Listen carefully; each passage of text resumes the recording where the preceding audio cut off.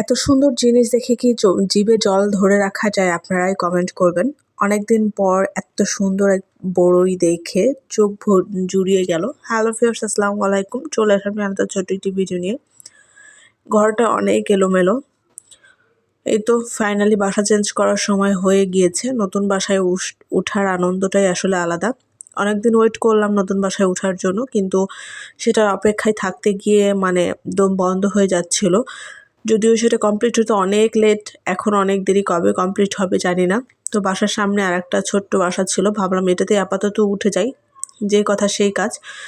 এই তো লাবিব আব্বু কালকে কিছু বাজার নিয়ে আসছে। এখন ঘরে প্রায় জিনিসপাতি এলোমেলো, গুছানোর পুরোপুরিভাবে শুরু করিনি, তবে চেষ্টা করতেছি অল্প অল্প করে গুছানোর জন্য। আর এই তো এদিকে 5 কেজি পেঁয়াজ, 5 কেজি আলু, সাথে তো চা পাতা, দুধ, তারপর পাস্তা, সুজি, বাবুর অনেক কিছু বাজার করে নিয়ে আসছিল। তো আমি বললাম যে এত একসাথে বাজার এখন করার কি দরকার, যেহেতু বাসা চেঞ্জ করব, এতগুলো জিনিস ওই বাসায় নিয়ে যাওয়া অনেক ঝামেলা।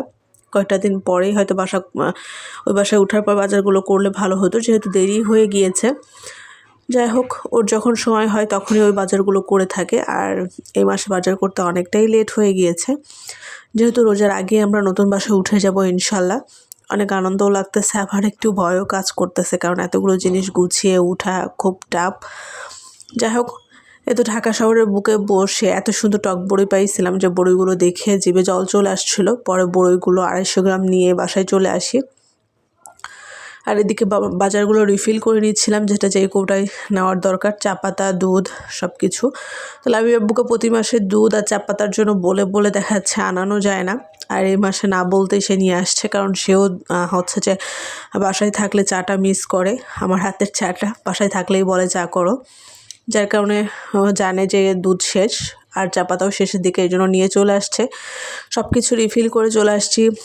এই তো কাপড় ভেজানোর জন্য কিছু কাপড় উঠানোর ছিল, ভাবতেছি সব কিছু এই বাসা থেকে যতটুকু পারি কাজ আগিয়ে নিই, যেহেতু রোজার মধ্যে প্রথম দিকে একটু কষ্ট হয়ে যাবে ঘর বাড়ি গোছানো, তারপরে আবার এইসব করা।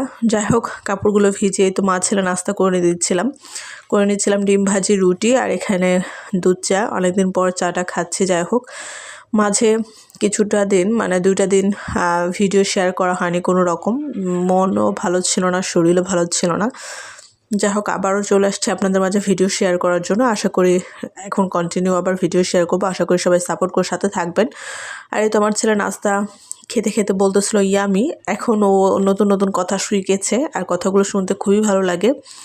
তো যে কোনো খাবার খেলেও নিজে থেকেই কেন যেন এই মানে লাইক দেখায় আর বলে ইয়ামি, এটা খুব ভালো লাগে। যাই হোক, এখানে সুজিটাও রিফিল করে নিলাম। আজকের ভিডিও এই পর্যন্তই।